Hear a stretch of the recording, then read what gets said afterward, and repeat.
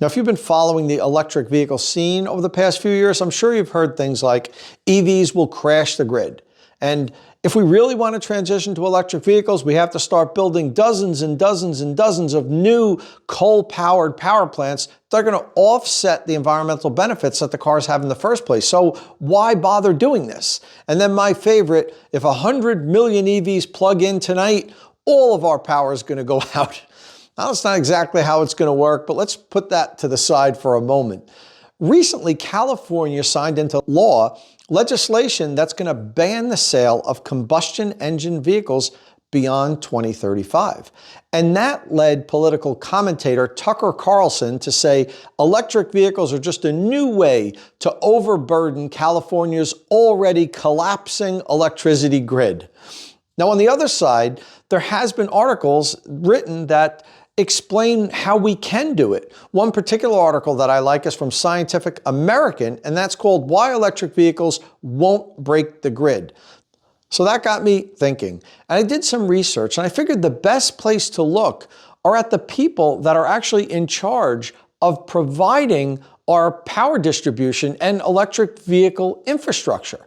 So I reached out to a couple utilities here in the US, some large utilities, and I found some people that are actually working on the cutting edge of electric vehicle infrastructure and making sure that their utility has enough power to handle this transition to electric vehicles. I got them both to come on and do a recorded interview with me.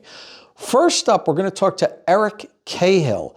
Eric is the Senior Strategic Business Planner for the Sacramento Municipal Utility District in California. So he's really right at ground zero of this electric vehicle revolution, as California has more electric vehicles in that state than any other state in the country by far. So we're going to hear what Eric has to say about this first, and I'm going to hit him with the tough questions. Can we handle this? What do we have to do to be prepared? And is the timeline that California is setting realistic? But first, don't forget, if this is your first time here at State of Charge, please click that subscribe button and ring the notification bell so you don't miss any upcoming electric vehicle news and reviews. So I'm here today with Eric Cahill. Eric is the Senior Strategic Business Planner for the Sacramento Municipal Utility District, affectionately called SMUD. And we're going to talk to Eric today about EVs and the grid. And this one should be interesting because Eric's out in California, and we know California is pushing to eliminate internal combustion engines. They actually instituted a ban recently on sales past 2035. And, California isn't known for having the most stable grid. So we're going to talk to Eric about this. But before we do that, Eric, why don't you tell us a little bit about yourself and what you do over at SMUD? Sure. Thanks, Tom. I'm really pleasure to be here and good to see you again. So I'm, as you put it, the Senior Strategic Business Planner here at SMUD. Essentially, I'm the electric transportation subject matter expert, contending with our strategy, our corporate strategy, as well as our policy, our public policy around electric transportation. So I do guide strategy. I help us develop and execute strategy, and I also help design and develop new rate structures and programs to meet the needs of our electric transportation customers. Okay, so with that said, California's been in the news a lot with electric vehicles. They've been a leader for electric vehicles for forever. If it wasn't California back 20 years ago really pushing for alternative fuel vehicles, we probably wouldn't be where we are today, Eric. I think that's an established fact. But now they've taken it to the next level with saying they're going to ban combustion engine sales starting 2035. That is 12 years from now. That's really amazing, isn't it? Soon. Yeah. And then at the same time, I think it was the same week that they announced this. It was in all the news that California asked their electric vehicle owners not to charge their EVs because the grid was struggling. They were having rolling blackouts, brownouts. So the general perception is California's nuts. They can't even provide enough electricity now. How are they going to do this when we replace gas with electric as a fuel? So let's just start right there. I would imagine you're intimately aware of how this is going to work. Is it going to work? How's it going to work? Well, it has to work, right? And that's essentially the utilities here in California and in any state. We're required, it is our mission, our charter, to provide electricity at a high, very high reliability, to the point where, right, we have the most reliable electricity infrastructure across, of any industrialized nation. I think the message that was sent was ill communicated, to borrow a Beastie Boys phrase, I guess there.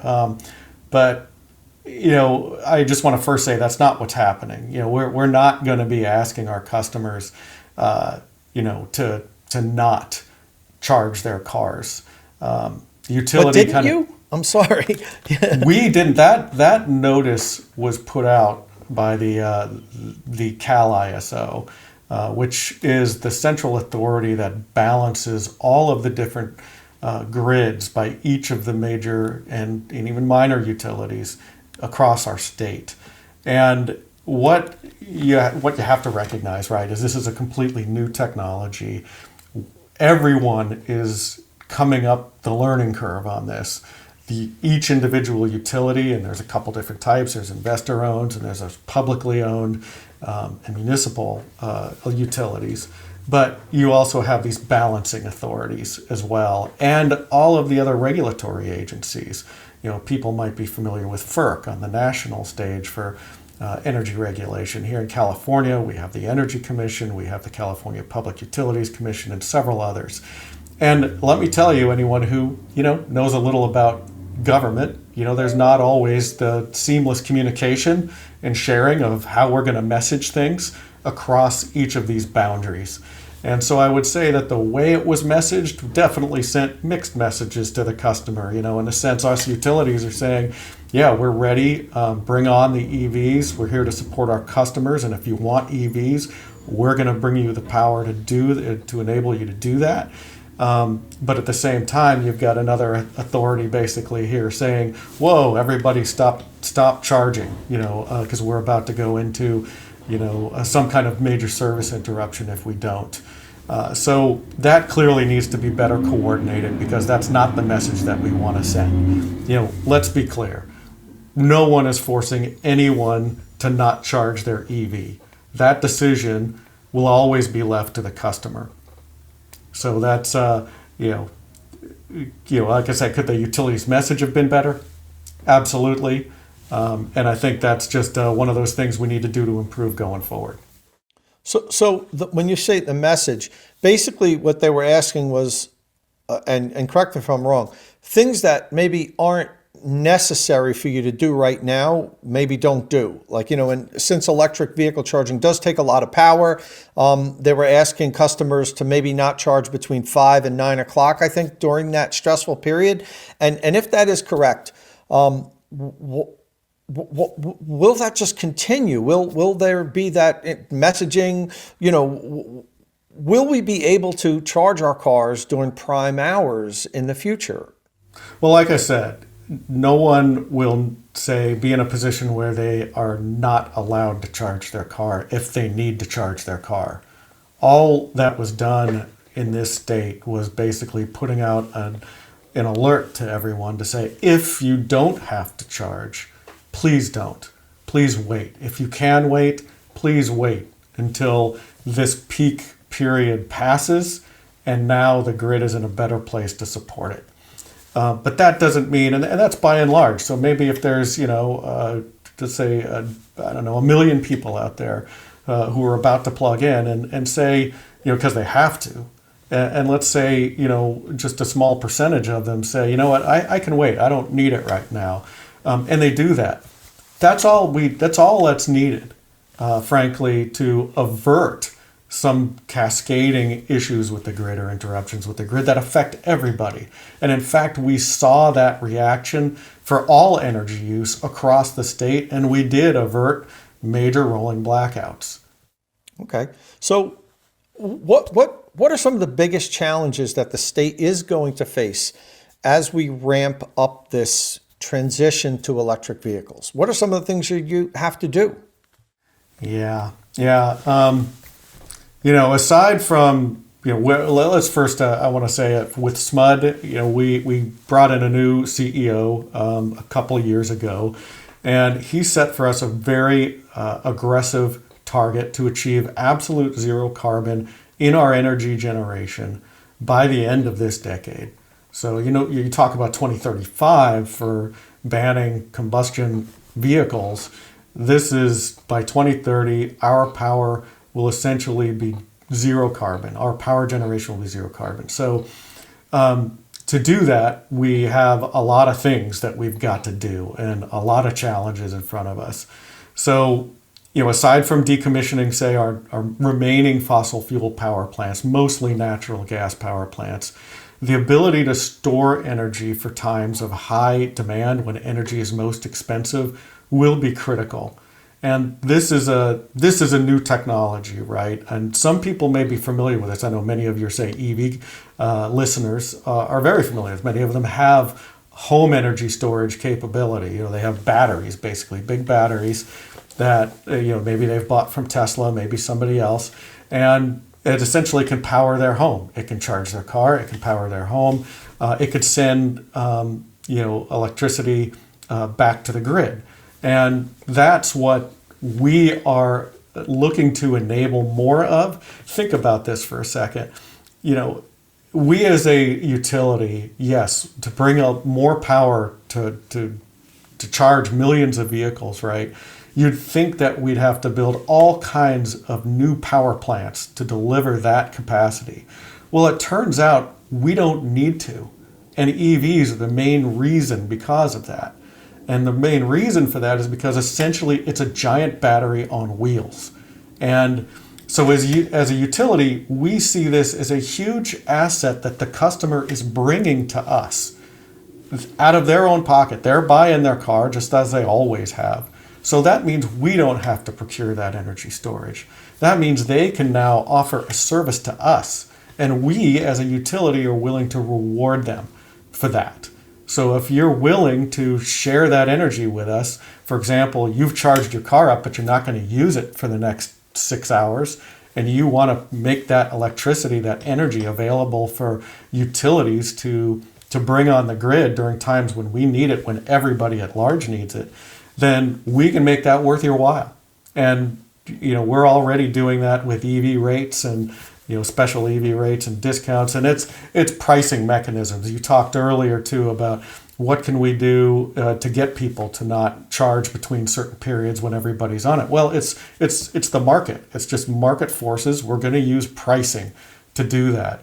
So we're going to make your energy really cheap in times off peak, but on peak you're going to be expected to pay more, and that will help modify people's behavior and get them to more align their behavior with the needs of everyone, themselves included. Yeah, and I've heard just what you said from many people that work in the utility industry. I remember, God, this must have been 12 or 13 years ago when EVs were very early on, Eric. And I posed that question. I was wondering, are we going to be able to do this? I can imagine how much more electricity we're going to have to generate in the country and, so forth and so on. And the person just smiled and said, you're not looking at this clearly. And I understand it because you're not in the industry. And he told me this, and I never forgot. He said, EVs are actually going to be the solution to grid stability, not a problem. And I couldn't get my mind around it at first. And he talked about this two-way power flow, and it all sounds like so futuristic and down the road. But I mean, I'm sitting here in my garage, and right next to me here is a bidirectional home charging station that can, accept power from my Lightning as well as charge the Lightning. So I can have a two-way power flow already here in my garage, and I have a solar array. And soon I'm going to have stationary energy storage in my basement. So I'm going to have the stationary energy storage in the house and this giant battery in my F-150 Lightning with equipment that can go, accept power as well as take it. So we're already getting there, but I think people are concerned about the timeline. And talking about the timeline, we're at, I think California, what are we at? Close to 20% sales on new vehicles or electric? Yeah, the latest figure I saw, we kind of spiked around the July timeframe at around 22%. Wow. Which was pretty amazing. And even here in Sacramento, where we tend to have a smaller percentage of new car buyers, we have more used car buyers. We were right there, and we usually lag that. We were right there with them, within a 0.5%. That's amazing. I mean, it's way ahead of the country. The country's at, I think, 8 or 9% at this point, somewhere around there, average. So let's just throw out 7 years from now, at 2030. What if EV sales really continue to just climb? And we're at 50% plus EV new car sales by 2030. Can your utility district, can it handle it? Will you be ready with this bidirectional power flow, with asking customers not to charge? My big question really is EV adoption gonna happen faster than you can react? That's a great question and an interesting way to frame it, right? The fact that we're at 22% has certainly send alarm bells off, right? About, wait, maybe this is going to happen faster than we thought. And to be frank, we have been predicting more and more uptake for some time. And it took a little bit and really with these gas prices and the way global oil prices have gone berserk here lately, that has really, pardon the pun, kind of poured gasoline onto the adoption here and the interest in EVs. And so that has now kind of doubled down that concern here at utilities of like, wow, we thought maybe we were going to have 10 or 15 years. It may be that we only have 8 to 10 years.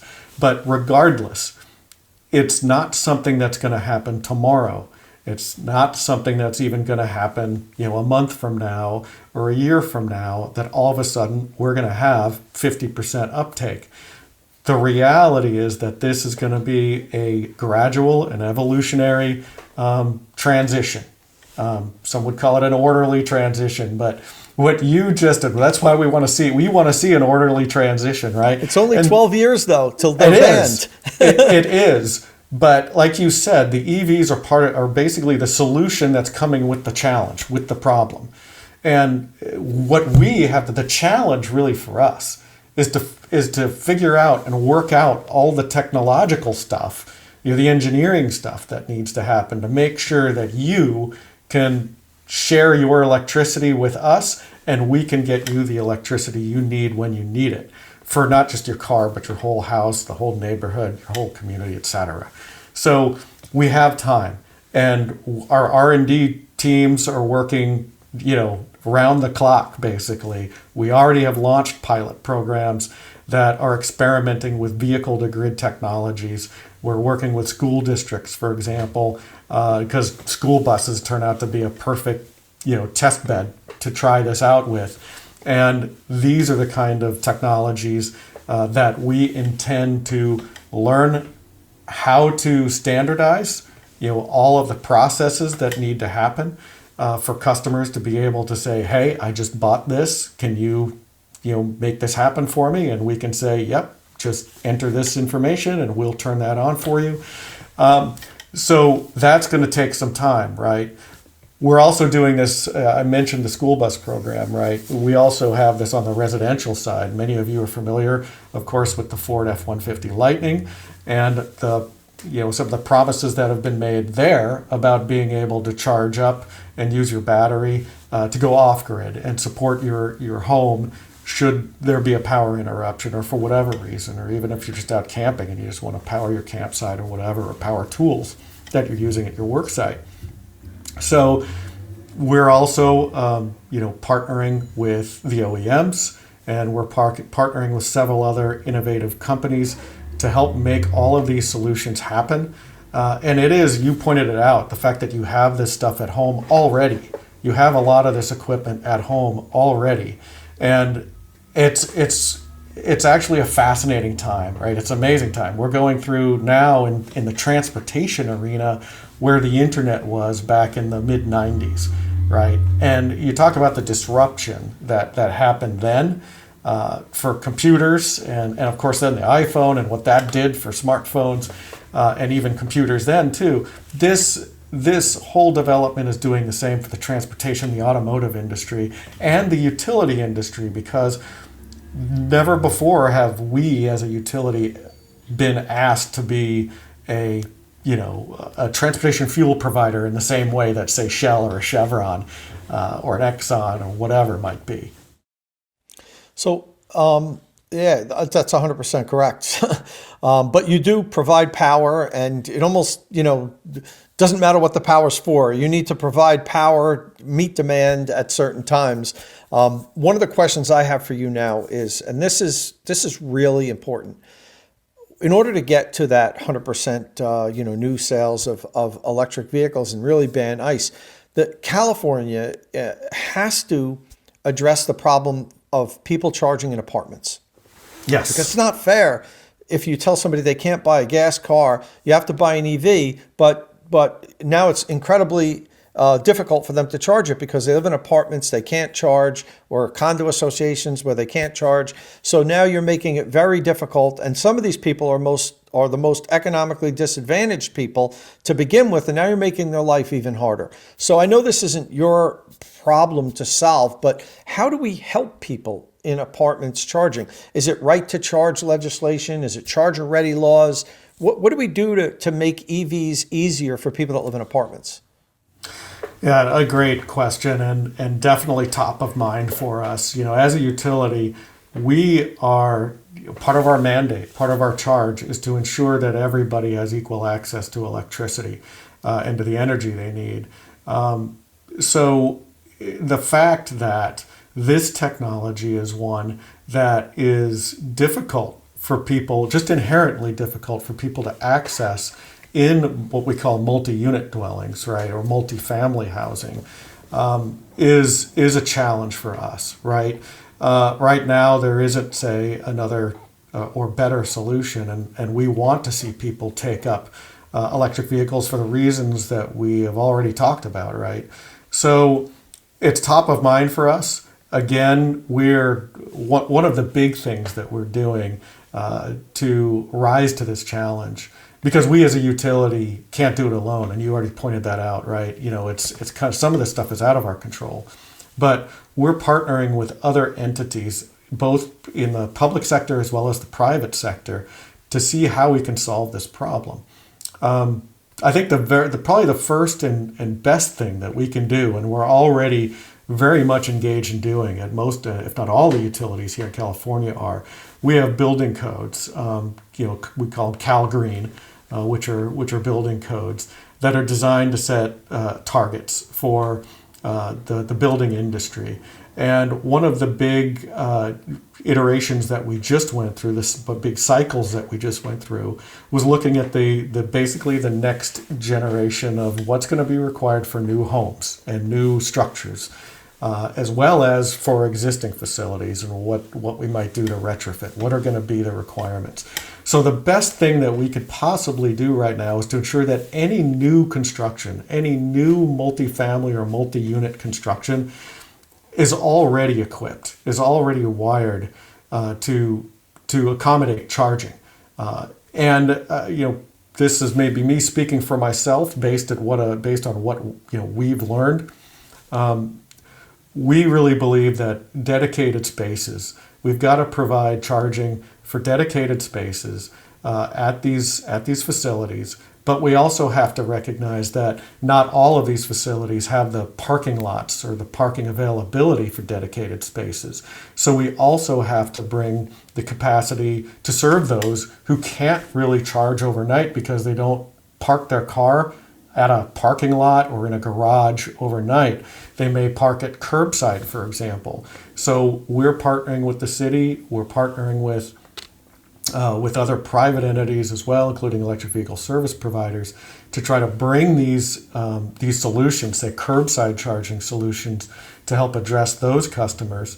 And it's not just overnight, right? People are used to the gas station model. So everyone, I imagine all your listeners are familiar with Tesla supercharger stations, right, which are super fast chargers, right?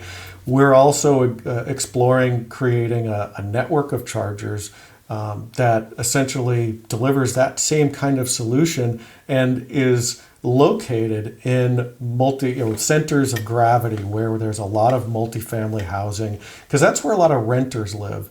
And they're going to need that for various reasons. They may not have the approval or authority from their landlord to be able to get it, or the building just can't really accommodate it without great expense. So we want to be able to provide them access to that fast charging, and to do it at prices that are equivalent to what folks in single family homes in suburbia are paying. I'm glad you brought that up. Let me interject, because please. What happens is some of the people that live in these multifamily dwellings, as I said earlier, are some of the most economically disadvantaged people. And they have to charge at public DC fast chargers, which end up being 2 to 3 times as expensive as charging at home. So now you've got people that can least afford to pay more for the electric are forced to pay more because they're penalized for not charging at home. And I know one of the big problems with DC fast chargers, and I've talked to representatives from all the DC fast charge infrastructure companies out there, are demand charges. And they're so high sometimes, they make selling the electricity from a DC fast charger, that's why it's so expensive, because they can pay sometimes tens of thousands of dollars a month in demand charges for one big site that has a lot of high power stations.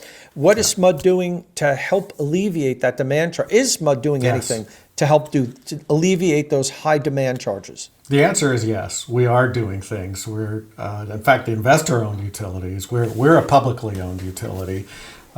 So we're not regulated by the California Public Utilities Commission, but rather by the Energy Commission and our own board, basically. But we are we've already launched a pilot commercial EV rate that offers demand charge relief, essentially. And I could get into a little bit more details of what that looks like, but suffice it to say that it basically avoids those massive charges, especially when this is a new site. You don't yet have all the vehicles. It's a new charging site, and you don't yet have all the vehicles on the road taking advantage of it. So utilization or use of those chargers is low, and that's where it gets expensive, because we have to build bigger pipe, if you will, to have more electrons flow to serve, say the full build out of that station. Say there's 20, chargers there, fast chargers there. So we don't want to penalize the new entrants, the early adopter companies, for example, that are introducing those stations. And while it's still, say, early on in the market, and you don't have the kind of throughput and traffic there using those chargers as they know they're going to have as more and more of these EVs are taken up by the population. Gotcha. Well, listen, we're getting up against it here. I want to thank you for coming on. I think your answers were very insightful, but you're not through. I have one more final question. So you explained a lot, but now I'm just going to hit you with, you pretty much answered it during the interview, but the final thing is, are the grids going to collapse in California if by 2030, by 2035, I know you said no, but are you certain that we're not heading towards disaster, that we're going to be able to handle this rollout? This is a solvable problem. That's the bottom line. It is solvable. We're already working on it. We've already solved several things, and we'll continue to hit more and more challenges and overcome those. Every utility out there is doing the same thing. Every utility has always had their challenges with regard to assuring uninterrupted, stable power, 24/7, 365 days a year. And it's not unique to California. We've seen it in New York, Texas, and nameless other states, right? So we got to get there. We will get there. And we're doing the same things any startup company has done, like Tesla or Rivian or Lucid or anybody else, right? To be successful, we have to try and we have to fail and we have to learn, and then we have to try again with being smarter from what we learned in our past trials. So that's what we're doing right now. And we're seeing a lot of success. We are very positive. I think we're very bullish that we're going to be able to bring these technologies to people and do it in a way that's not just going to benefit us as a utility, but it's going to benefit all customers and ultimately lower everybody's cost of electricity. All right, Eric Cahill, thanks for coming on. I appreciate it. We'll maybe touch base with you at some point in the future, maybe a few years down the road to check up on the progress. And hopefully you'll still be on course and we won't be reading about crazy California brownouts and blackouts in the news anymore. I know it's going to happen from time to time, but hopefully this influx of EVs isn't going to create more problems. It's going to be, as we discussed earlier, actually a solution to the problems. Thanks for coming on. You bet, Tom. Always a pleasure. Thank you. Thanks again for coming on, Eric. That was very informative. Next up, we're going to speak with John Markowitz. John is the Senior Director and Head of E-Mobility for the New York Power Authority. And John's been on the cutting edge of installing electric vehicle infrastructure throughout the state. Let's see what John has to say. So we're here today with John Markowitz, New York Power Authority's Senior Director of E-Mobility. John, thanks for coming on. Thanks a lot, Tom. Thanks for having me. So could you tell the audience a little bit about your position and what you do for New York Power Authority? Sure. I lead up our e-mobility group. There's two primary components to the program we have. One is the Evolve New York DC fast charging network that we own and operate. And basically that was driven by the state had a very aggressive climate change law. And we looked at it and said, well, transportation is the biggest sector of carbon emissions in the state. And when you looked at driving an EV, if it was not a Tesla, across the state, it was pretty much impossible back when we asked for the funding to get the program going. And there were these DC fast charging deserts, and it just wasn't realistic to buy an EV, especially in upstate New York. So we built out that backbone of DC fast charging, so make EV ownership possible. The other half of the program is engineering, procurement, and construction that we do on behalf of state and local governments that are interested in owning EV charging, whether it's level 2 for public charging or workplace charging, all the way up to DC fast charging. And the big projects we're working on most recently are transit bus charging. So they're basically DC fast chargers like you'd see on the side of the highway, but they're overnight charging for something as big as a transit bus. Very good. And I can attest to the fact that New York previously was a DC fast charging desert. I live in New Jersey and I have relatives that live up in Vermont. So I had to take the thruway all the way up to Vermont. And in previous years, it was very difficult. But now, I've used your network now quite a few times. Just a couple months ago, I took a 1,200-mile road trip with my Lightning into Canada, where I drove all through upstate New York to Wellesley Island and that area up there. And I used the network a few times, and it worked really well. So thanks for building that out. So as you know what we're here to talk about today, there's a lot of misinformation, a lot of talk about how we could never transition to electric vehicles. We're not ready for it. The grid can't handle it. We hear this all the time that, this is unrealistic goals. Maybe in 50 or 60 years, we'll be able to do this. But some states are saying within the next 10, 15 years, we're going to ban internal combustion. And this can never happen. It's impossible. It's folly. So I want to talk to you a little bit about that and New York's efforts to, make it not folly. And is this unrealistic? Can we transition our fleet to electric vehicles sometime in the next, say, 15 years? Is that possible? It's completely possible in New York. We're planning for it. New York's one of those states where we have legislation where, 2035, new gas vehicles aren't going to be available for sale, right? So we're transitioning over to EV. So the folks who are operating the electric grid, whether it's the utilities at the local level all the way up to the wholesale level, which is the New York ISO is the group that runs the wholesale market for electricity, all those folks are doing the modeling for what does full EV adoption look like? How does that affect the grid's operations? So it's all being planned for. And, when you look at it, there's really two different parts of it, right? There's an energy issue and a power issue, right? And I think, your viewers are familiar with the difference, right?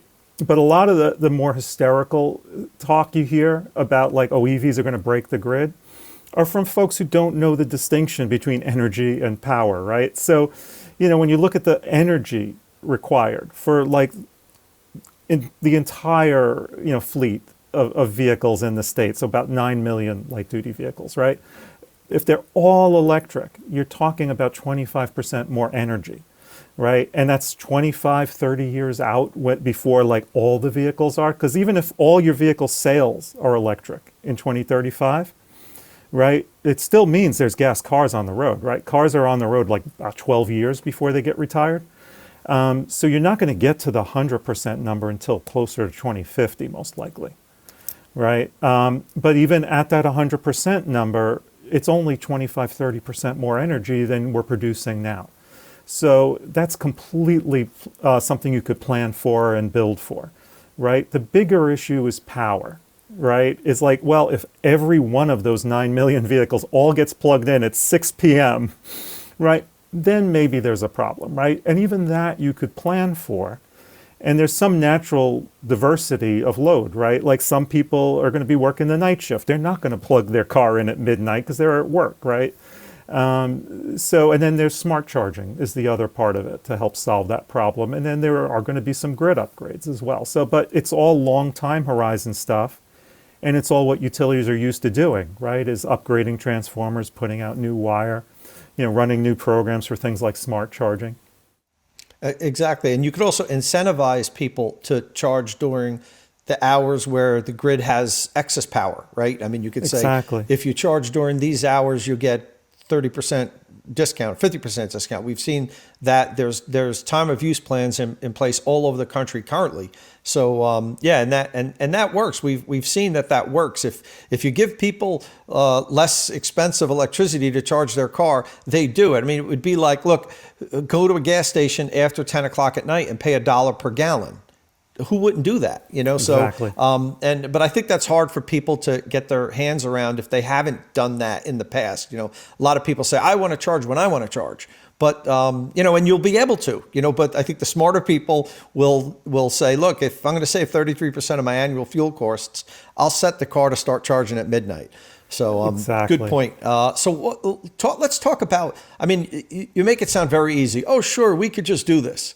What are some of the biggest challenges that you're going to face? Because there has to be challenges. It's not just that simple as, oh yeah, no problem. We'll, 2030, we'll be able to have, 20% more electric or whatever, energy produced. There's a ton of challenges. It's just the challenges are all the things that are in the weeds that utility people talk about. Like, okay, if you're going to have a time of day rate, like you just mentioned, what's the hour it turns on? What's the hour it turns off? How big a discount can you afford to give the customer?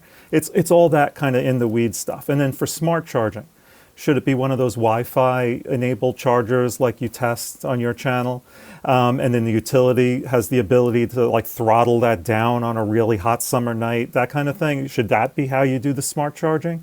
Or should it be through the vehicle telematics? Because the vehicle is going to be able to tell you what its state of charge is. And on the current standard, the charger doesn't know that, right? So you have to do some inference, right? So yeah, it's all that in the weeds stuff is where the challenges are.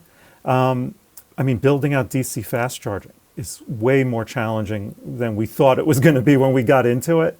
I mean, that's the hard part, right? And it's not just the utility part of it, it's every part of the food chain, right? So it's everything from acquiring the property, right, to site these, because you want a site that's attractive to a driver, right? It's right off the interstate.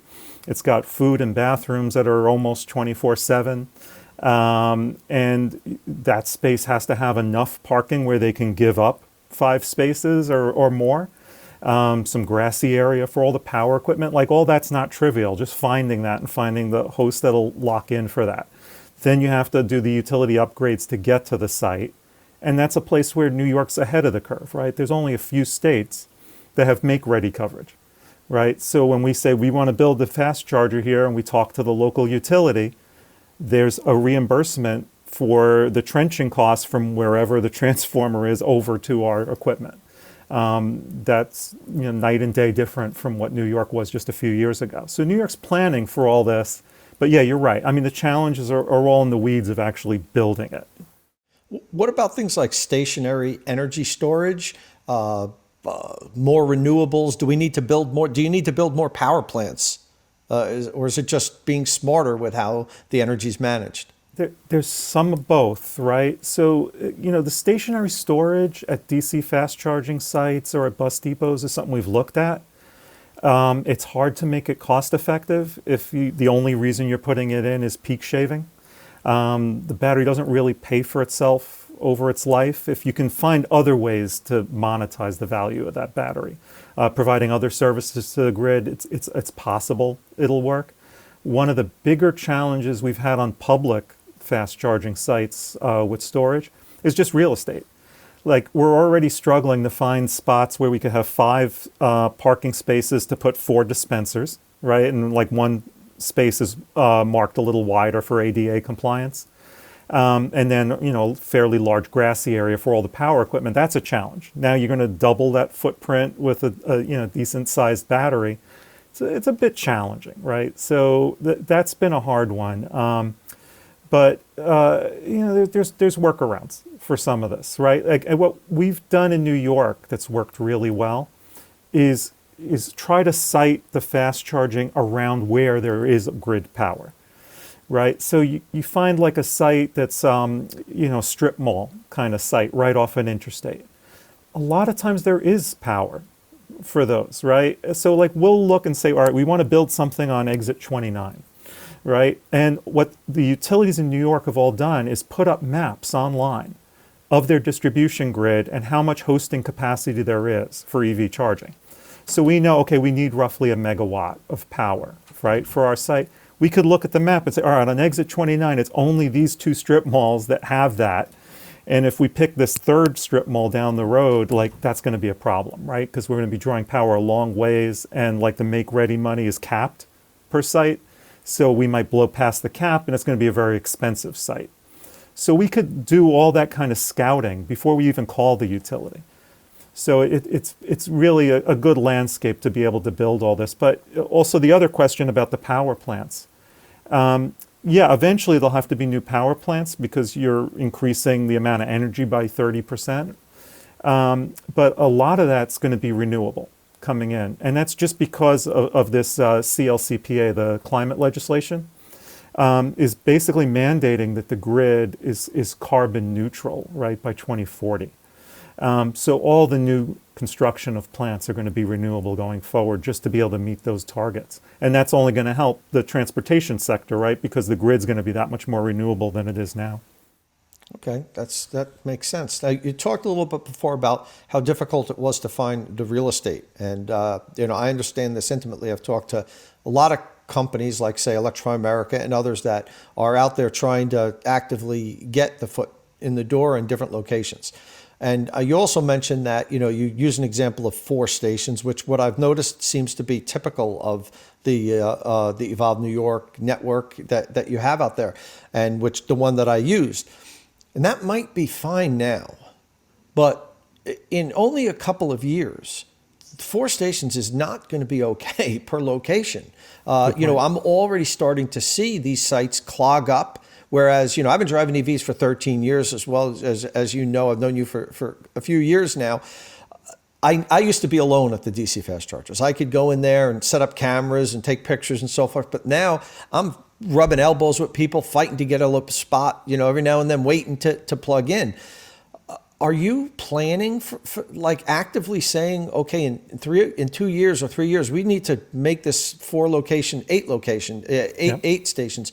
Are these sites easily expandable, or do you have to retrench and rip everything out? Tell us a little bit about how are you future-proofing these networks? Yeah, and we're seeing that queuing issue already. So like holiday weekends around lunchtime, because I think a lot of EV drivers come to this conclusion like, well, if I'm going to be stopping for 20 minutes, we might as well plan it around lunch or dinner, right?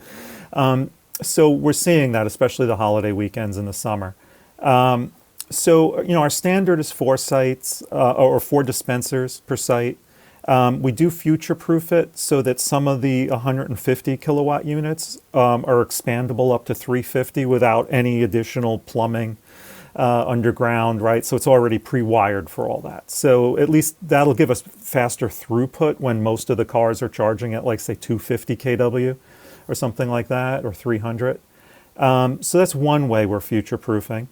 The other one is just building more sites, right? So, hopefully the car nav systems will be smart enough to be able to tell you, well, hey, the one at exit 29 is full, but there's some empty slots at exit 30. So that's part of it, is just building out, where the fast chargers are closer, right, to each other than they are now. But we are building some bigger sites as well when we can. So our JFK site at the cell phone lot has 10 DC fast chargers. And that's perfect because we're seeing the electrification of taxis and rideshare fleets. So that's perfect, and that's a really busy site at the airport there. But even some of our interstate sites, we're building out 6 and 8 port sites now. So we're starting to see that as well. Okay, well, hopefully you can scale up, because, I really see this adoption rate taking off. Like, they talk about the hockey stick curve, and we might be at the very big base of where that takes off. And Yep. It'll really hurt adoption if we can expand these locations to keep up with, people being able to charge. And now I know most people that have the ability to charge at home do. It's less expensive. It's more convenient. There's a million reasons why you'd want to charge at home. You have to use the DC fast chargers when you're on a long road trip. But some people can't charge at home. They live in apartments and places that just don't provide home charging. How do we help these people? And I don't think the solution is just add more DC fast chargers so they can drive 20 miles out and fill up and then drive back to their house. How do we help people that live in apartments in New York make it possible for them to buy an EV? There's a couple of things you could do. So in, like, say, the outer boroughs where some of those apartment buildings have parking, the state has incentives if a building owner wants to put in level 2 for the tenants. So that's one solution, right? The other is urban DC fast charging, and we're building some of those as part of the state's downtown revitalization initiative. And because they're urban lots, they tend to be smaller, like 2 fast chargers. But that's one other solution, right, is the DC fast charging. But the one I find the most interesting is what New York City DOT is doing.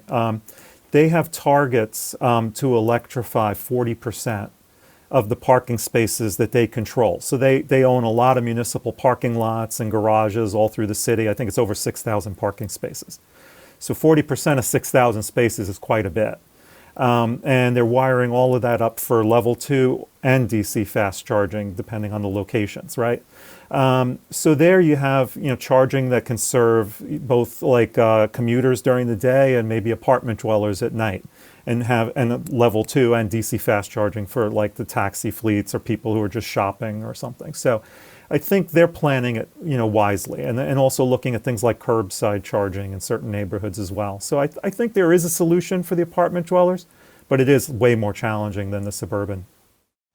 So we haven't talked at all about, like, vehicle to grid. We talked a little bit about smart charging, but do you see vehicle to grid being part of the mix where, perhaps the utilities, when or if and when it comes to a crisis where there's possibly a brownout or there's going to be a problem, where the utilities will pull energy from the batteries of the EVs, provided obviously the owner will have opted into this program and will say, okay, you can draw some of my energy now. Do you see that as part of the future of EV charging? And if so, how far in the future? Because we're obviously not ready to do that right today. But do you think that might be part of the mix? I think it is. And I think it'll probably happen with fleets first and then the light duty vehicles later. Just because, the fleets are a known quantity, right? Like, they have a very predictable use case. You're already going to need to have smart charging. So the utility's going to have some level of control, right, of what the kW rate is of, like, say, a row of buses at a bus depot. And, they're also going to be closer to some urban loads, right? So I could see that scenario playing out a lot better, and then putting in the proper protection equipment, right? Because I think the utilities fear with V2G is the same as it is with solar, right? That it's going to export during an outage, and a lineman is going to be working on something thinking it's not live and it's live. So, all those standards will have to be in place. But I mean, you have the precedent of the solar industry, right? So all those V2G enabled chargers will have the same smarts to be able to detect, hey, the grid's down, I'm not going to export unless the utility tells me to. But I think all those technical standards need to be in place, and then all the warranty stuff has to be in place on the vehicle side, right? Because I think if you discharge too much, right, like you're wearing down the warranty of the battery. But if you just have a lot of EVs and you're doing very shallow discharge, it is really useful to the grid. But yeah, I think it's a few years out on the light duty, and then much nearer term on the fleet side. Yeah, it's interesting that you pointed out the warranty, because all the manufacturers are thinking about this now. They're all taking slightly different approaches on what they're going to do. Ford, for instance, as you can see behind me here, Yep. I have the Ford Charge Station Pro for my Lightning. And while that's not vehicle to grid, it's vehicle to home, where I could power my house with it in the case of a power outage, or at least a portion of my house. It can deliver about 9.6 kW to the house, which can power a lot of things. Oh, yeah. And Ford's taken the position that they are not letting it affect the warranty at all. They're saying basically, you could do whatever you want with this. You could even use it for energy arbitrage and use this battery any way you want, and you have 100% full warranty. But they're obviously going to be monitoring this closely to see how often people do that. But it's interesting that you brought up the point of the warranty, that you're thinking on the manufacturer side, which I wouldn't have expected from you on the utility side, but that's good insight. Well, and you have to think about it from the fleet's point of view, right? Like if some of our biggest customers are transit agencies, right? They're thinking very strongly about the warranty coverage on that battery. It's a very expensive asset for them. So yeah, I'm used to thinking of it that way. But I think vehicle to home is such a different use case. I think like the OEMs are probably thinking, oh, they're only going to use this like every 3 years, right? When you have an outage, you'll power up your house, and that'll be for like a day and a half, and then I'm sure that's the modeling they're doing. And if they find people are using these a lot, like the warranties might end up changing. I mean, the way it is now, if you live, say, in California, you know the difference in electric rates between off-peak and on-peak. I think it's the greatest difference in the country, and you could charge your Lightning up all day, all night, and then let's say you're working from home, have it plugged in and run your whole house on it all day, and then pull, and so you're never paying for on-peak electric. But anyway, I digress. We're getting into the weeds here. Let's talk a little bit about demand charges. And, they can be quite onerous on installing public infrastructure, DC fast, and even level 2. I mean, I used to own and manage a DC fast charger and a level 2 charging station. I think I installed the first CCS DC fast charger in the state of New Jersey back in 2013 or 14. And it was a low-powered one, a 24-kilowatt one. But I still was getting crushed with demand charges, so much so, almost no matter what I charged people to charge there, I could never even break even.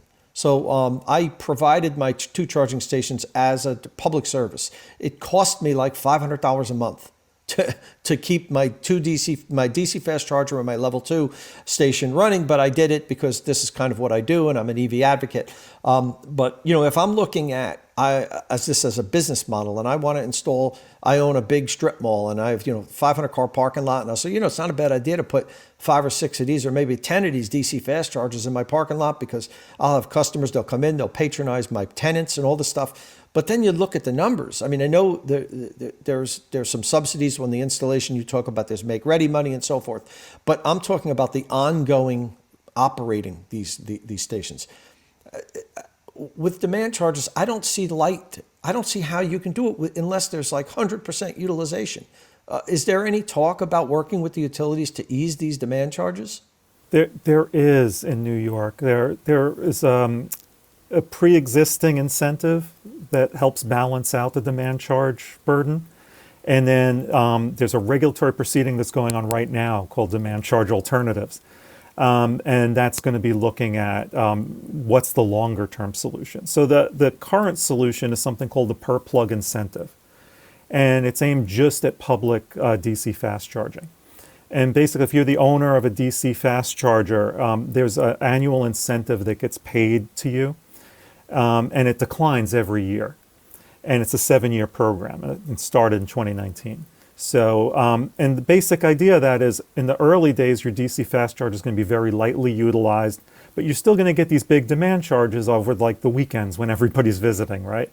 So it's to take the pain away from those early years, and hope that after the 7-year period, your utilization is high enough that you could break even, because that's the whole key to making DC fast charge working, is just having really high utilization.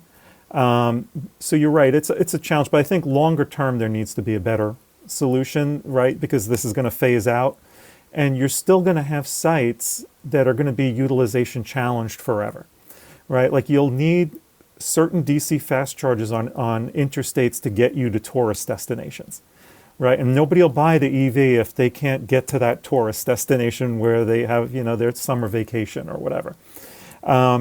But it's going to get this heavy seasonal use, but it's going to pay demand charges all year. So yeah, it's definitely an issue, and it's definitely something being looked at in New York, and hopefully there's a permanent solution to it. But yeah, and you could imagine, you're building, our stations are 750 kilowatts if it's 4 units, right? And we usually put in a 1 megawatt transformer so that we have some headroom to future-proof it. And that's just a 4-charger site. And we're already seeing that scenario where you have 4 cars plugged in, and they're all what I call the second generation cars, right? So things like Ioniq 5 that can pull down 200 kW. So you have 4 of those visiting at the same time. You're basically peaking the meter and paying a pretty hefty demand charge. So yeah, it's definitely something being looked at in New York, and it definitely needs a solution, right? So that DC fast charging becomes attractive to own and operate. Well, that's encouraging that you already have something in play with that, and you're considering that. And the funny thing is, we're down to the last question now, and my final question was going to be, what can New York do to help EV adoption? But after talking to you now for 25 minutes or so, I see you're already doing a lot. Like, New York seems to be ahead of the curve on this.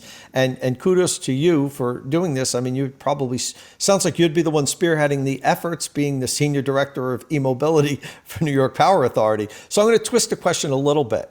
And I'm going to say, should New York be encouraging EV adoption? Should they be have a hand in on what we drive? And I'd like to hear your answer on that.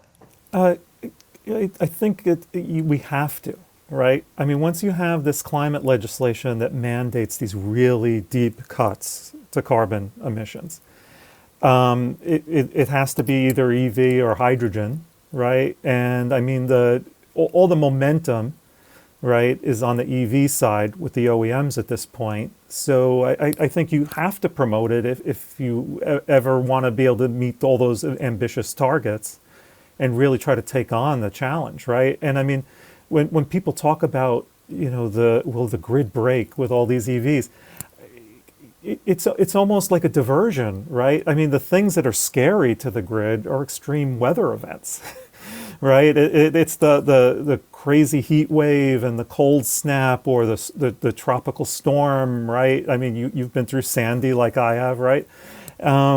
Those are the scary things, right? So to me, it's like, how could you not do this, right? Yeah. How could you not try to solve this problem? And then you look at like the urban areas, right? Like transit bus electrification and school bus electrification, to me, is very exciting, because these are the EVs that are going to be driving through our most populated areas, right? And you could have a bus depot with, 200 buses in it, and there are apartment buildings like right down the block, right? So you think about just the local air quality, let alone besides for the carbon reductions, there's all sorts of benefits to electrifying this. So yeah, I think the state has to be involved in moving this kind of thing forward. It's funny, you talk about the air quality. I remember during the early days of COVID, when we were in like complete shutdowns and nobody was going out. Remember how the air quality improved like everywhere? Yep. It was because we didn't have all these combustion engines out there. And you talk about the concentration of that air pollution typically is in communities that, are already disadvantaged and they get the worst air quality. So moving to electrification seems to solve a lot of problems, even problems that I think a lot of people didn't think about. But well, that's it, John. I want to thank you for coming on. This has been really enlightening. I'm really happy to hear all the things that you guys are doing over there in New York, right over the border. And I only really saw the Evolve New York DC fast charge network and how quickly you're expanding that, which is kudos to you. You're doing a great job on that. I didn't realize you had so many other things going on, and how you're really giving extreme thought to the planning in making this work, because on the surface, even though I'm an electric vehicle advocate and I've been involved with this for a while, even I had some questions of, is this going to work? What if we start doubling the amount of EVs on the road every year for the next 7 or 8 years? Will there get to be a point where we have to say, whoa, let's back off because we can't do this? And it sounds like that's not the case. It sounds like you guys are going to be able to handle it. And thanks for coming on and explaining it to my followers. I appreciate it. Thanks a lot for having me, Tom. Take care. And thanks again for coming on, John. That was also very informative. Well, there you have it.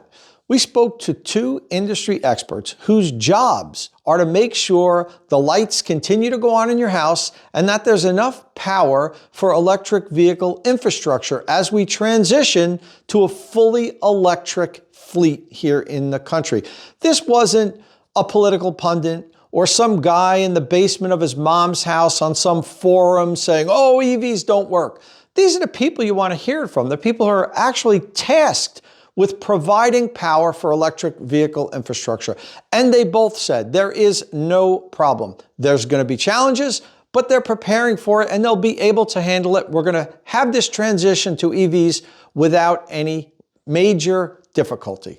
Listen, if this is your first time here at State of Charge, please don't forget, click that subscribe button and ring the notification bell so you don't miss any upcoming electric vehicle news and reviews. And as always, thanks for watching.